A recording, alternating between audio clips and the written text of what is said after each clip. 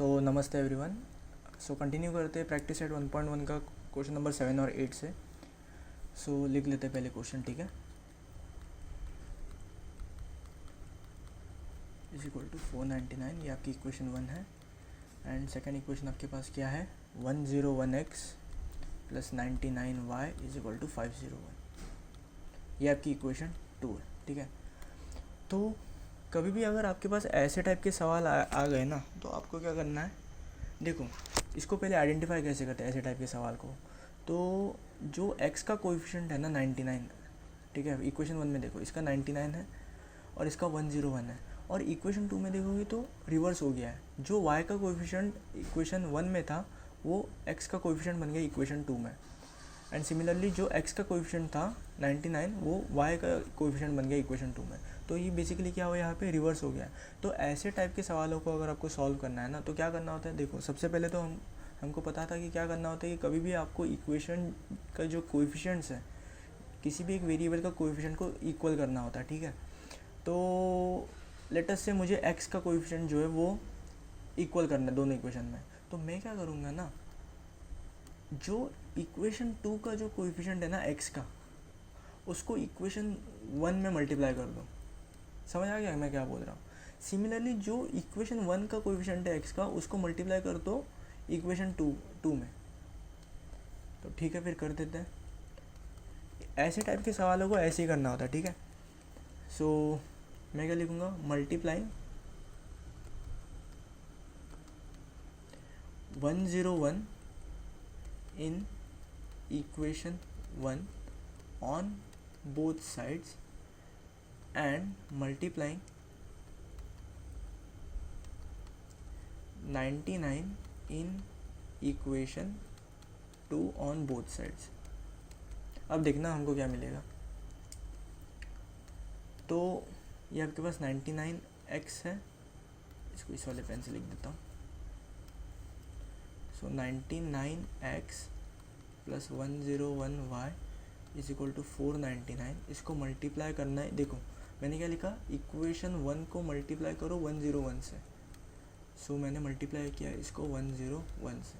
Similarly जो equation 2 है ना आपकी, ये 101x plus 99y is equal to 501, इसको मैंने मल्टीप्लाई किया 99 से, ठीक है। तो मैंने क्या किया, बेसिकली जो भी कोएफिशिएंट था x का इक्वेशन 1 में, उसको मल्टीप्लाई किया इक्वेशन 2 में, और जो x का कोएफिशिएंट था इक्वेशन 2 में, उसको मल्टीप्लाई किया इक्वेशन 1 में।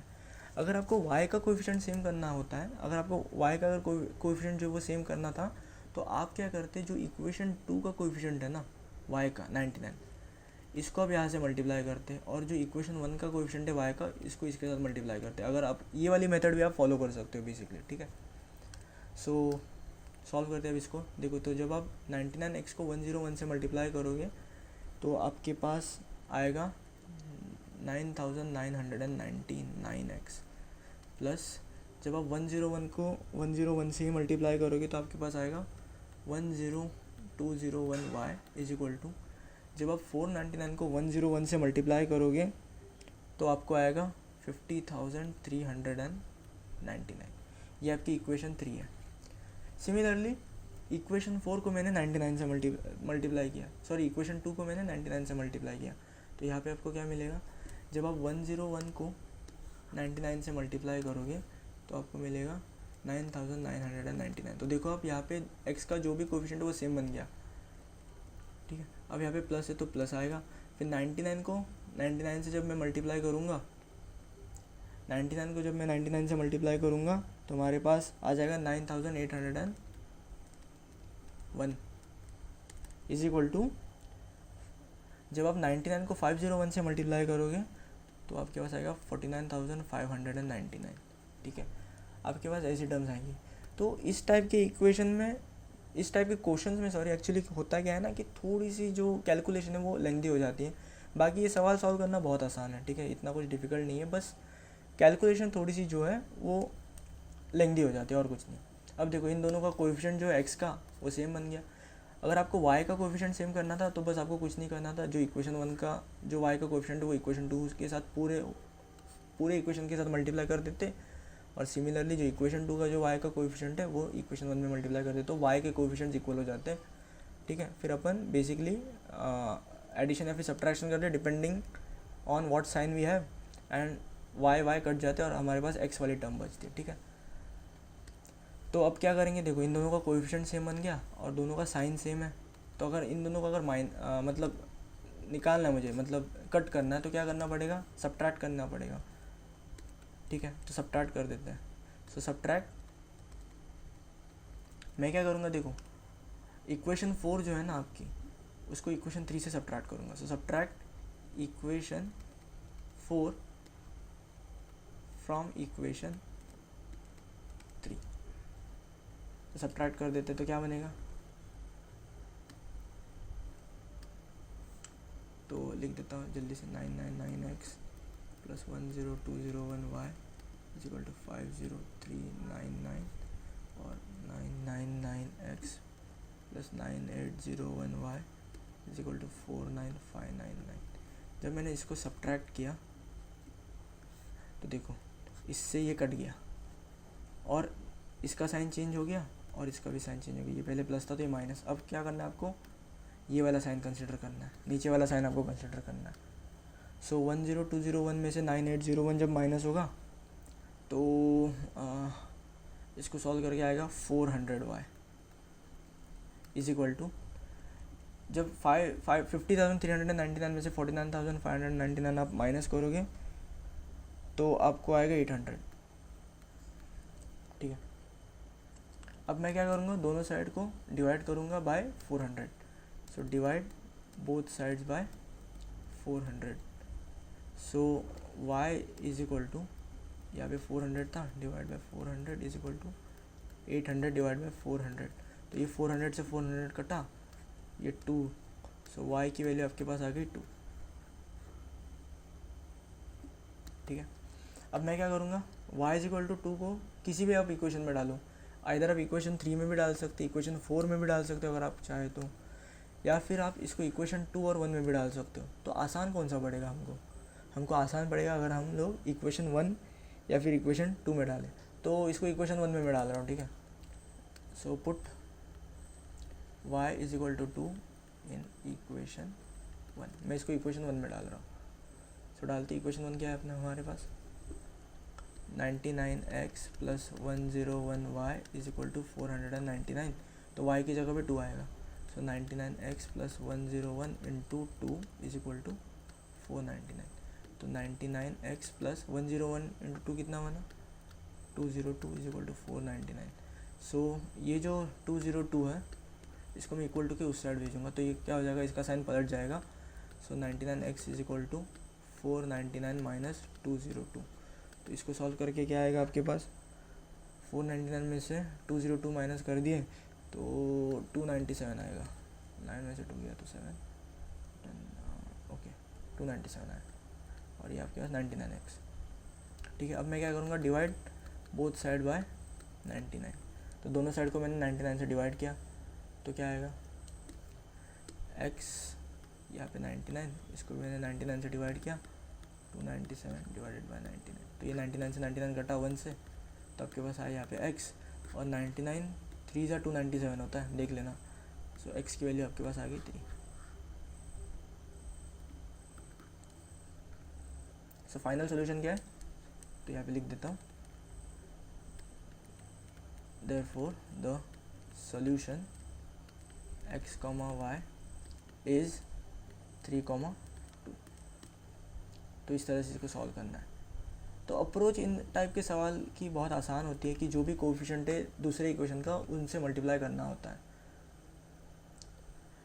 बस इस वाले क्वेश्चन में होता क्या है, बस कैलकुलेशन थोड़ी सी आपकी लेंथी हो जाएगी और बाकी सब तो सेम ही रहेगा, ठीक है। अब क्वेश्चन नंबर 2 सॉल्व करते हैं, सॉरी क्वेश्चन नंबर 8 सॉल्व करते हैं। क्या दिया, 49x minus 57y equal to 172। तो लिख देता हूँ 49x minus 57y is equal to 172।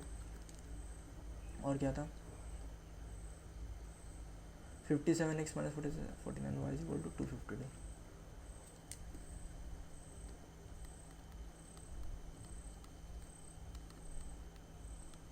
ये आपके पास है, क्वेश्चन नंबर 8 आपका ये है, ठीक है ना।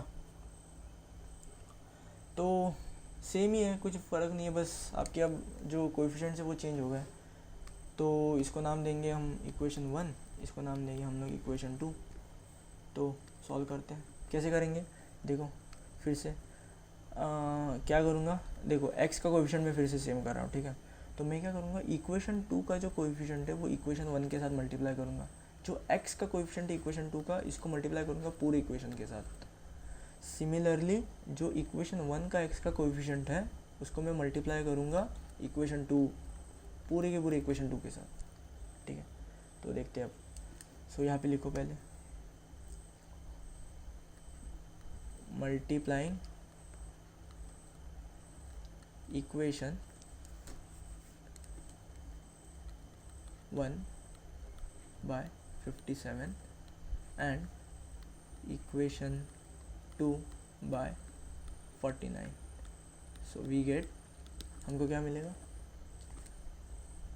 49x minus 57y is equal to 172। इस पूरे को मैंने बेसिकली मल्टीप्लाई किया 57 से, तो हमको क्या मिलेगा 2793x minus 3249y is equal to, इन दोनों को मल्टीप्लाई करोगे तो 9804। ये आपकी इक्वेशन 3 है। सिमिलरली जो आपकी इक्वेशन 2 है 57x minus 49y is equal to 252, इसको मैंने मल्टीप्लाई किया 49 से, तो इसको मल्टीप्लाई करने के बाद क्या होगा, 57 इंटू 49 जो है वो मुझे देगा 2793x माइनस 49 इंटू 49 कितना बना 2401 y इज इक्वल टू, इसको 252 के 49 के साथ मल्टीप्लाई करने में मिलेगा 12348। तो देखो बस कैलकुलेशन ही लेंदी हो रही है, बाकी सब तो सेम ही है। अब देखो इन दोनों के कोएफिशिएंट जो है x के और x के सेम हो गए। अब मैं क्या करूँगा, सब्ट्रैक्ट इक्वेशन। अच्छा आपको ये भी डाउट आया होगा कि कौन सी इक्वेशन को किसके साथ सब्ट्रैक्ट करना है कि नहीं। तो मैं यूजुअली क्या देखता हूँ ना, जो ये वाला बड़ा नंबर है ना उसमें से इसको सब्ट्रैक्ट कर देता हूँ, ठीक है। तो मैं अब इस बार क्या करूँगा, इक्वेशन सब्ट्रैक्ट इक्वेशन 3 फ्रॉम 4। तो इक्वेशन 3 जो है ना 4 में से 3 को घटाऊँगा, ठीक है। 4 में से 3 को घटाऊँगा, इसका इस लाइन का मतलब ये होता है ना। तो सबसे पहले इक्वेशन 4 आपको लिखनी है। So 2793x minus 2401y is equal to 12348। ये आपकी इक्वेशन 3 है और इक्वेशन ये आपकी इक्वेशन 4 है और आपकी इक्वेशन 3 ये है, इज इक्वल टू 9804। तो सब्ट्रैक्ट करेंगे तो साइन चेंज होगा, ये यहाँ पे ये प्लस था तो ये माइनस, ये माइनस था तो ये प्लस, और ये प्लस था तो ये माइनस। अब क्या करेंगे हम लोग, ये वाले साइन को कंसिडरेशन करना है, ये वाले साइन को कंसिडर करना है, ठीक है। तो ये और ये कटा। अब देखो ये माइनस है और ये प्लस है, तो ये इन दोनों का क्या होना है, सब्ट्रैक्शन होना है, क्योंकि साइन ऑपोजिट है। पहले एकदम बेसिक वाले लेक्चर में मैंने बताया था कि अगर आपके पास प्लस है और ये माइनस है तो अगर ऑपोजिट साइन है तो सब्ट्रैक्ट करना होता है, जो ग्रेटर नंबर का साइन है वो देंगे। तो ग्रेटर नंबर कौन सा है, यहाँ पे 3249 है, तो उसका साइन क्या है, पॉजिटिव। तो हम लोग पॉजिटिव साइन देंगे फाइनल आंसर में, तो पॉजिटिव आया पहले। अब 3249 में से जब आप 2401 को माइनस करोगे तो आपको क्या आएगा, 2401 तो ये आ जाएगा आपके पास 848, ये आ जाएगा आपके पास 848y इज इक्वल टू 12,348 में से 9,804 को माइनस करना है, तो आपके पास आएगा 2544, ठीक है। अब मैं क्या करूँगा, डिवाइड बोथ साइड्स बाय 848। तो 848 से मैंने क्या किया, दोनों साइड को डिवाइड किया, तो 848y by 848 is equal to 2544 by 848। तो 848 से 848 तो कैंसिल हो गया, तो y इज इक्वल टू, ये 3 से कैंसिल होगा, 848 3 2544 होता है, तो y की वैल्यू आपके पास आ गई 3।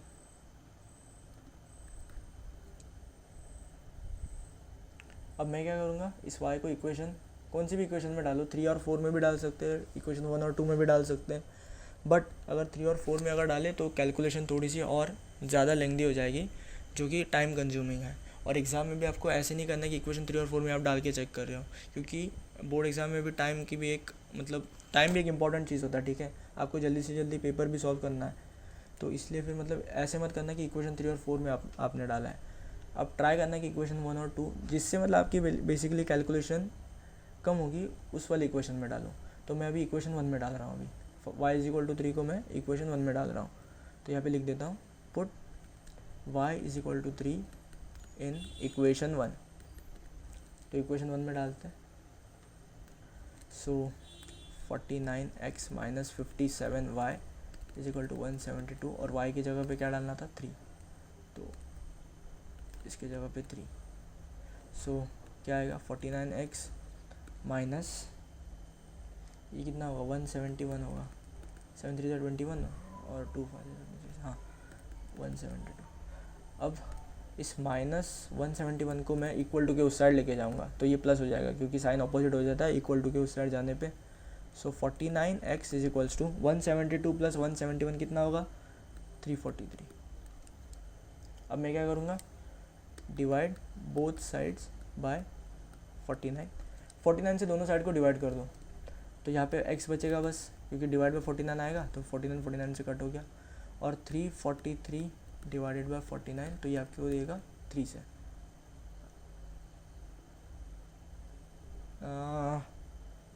आई थिंक 49 7 सा होता है, ओ माय बैड सॉरी, 49 7 सा होता है, 9 7 63, हाँ 49 7 सा होता है, तो आपके पास x की वैल्यू आएगी 7।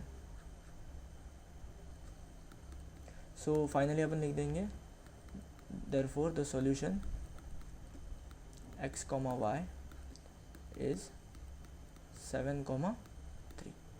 तो ये आपके पास फाइनल आंसर आ गया, ठीक है। तो ऐसे टाइप के सवाल भी आसान ही है, बस कैलकुलेशन थोड़ी सी लेंदी हो जाती है, तो कैलकुलेशन मिस्टेक बस नहीं मत करना, मैं यही बताऊंगा और कुछ नहीं, बाकी ये तो आसान ही है मतलब, ठीक है। सो फिर मिलते हैं हम लोग नेक्स्ट लेक्चर में हम लोग प्रैक्टिस सेट 1.2 कवर करेंगे, ठीक है। तो गुड बाय।